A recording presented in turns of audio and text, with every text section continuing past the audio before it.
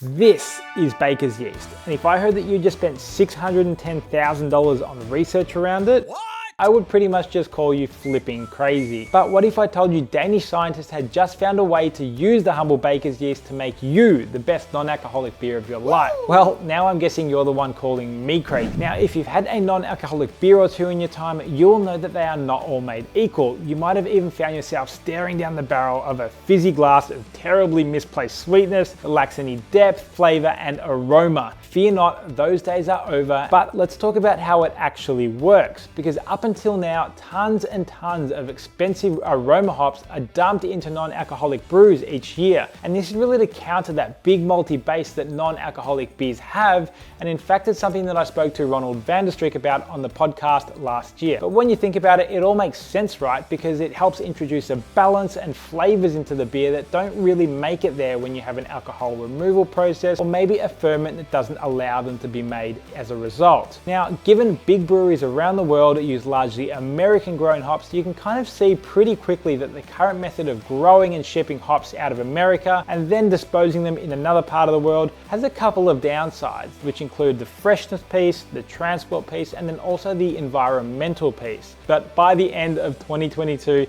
the whole approach to crafting non-alcoholic beer will be changed forever, as the humble baker's yeast, which touched on just a minute ago, has been transformed into the perfect suite of micro factories that, when grown in the right conditions, produce hop aromas that are then collected and placed into non-alcoholic beer in place of the hops themselves. Now, you can imagine how much better this is for everything from a cost, taste, and environmental perspective, because using hop aroma uses around 10,000 times less water than growing a kilogram of hops. In fact, researcher and professor Sotirios Kampranis says their latest discovery will give back the taste of regular beer that so many of us know and love. So if you are anything like me, you are waiting not so patiently for the end of October 2022, when we expect to see this release into the hands of the entire brewing industry. But the thing is though, just knowing that non-alcoholic breweries or alcoholic breweries are making great tasting non-alc beer is not really enough. There's actually one more thing that you need to combine it with if you really want to get amazing non-alcoholic beer into your glass.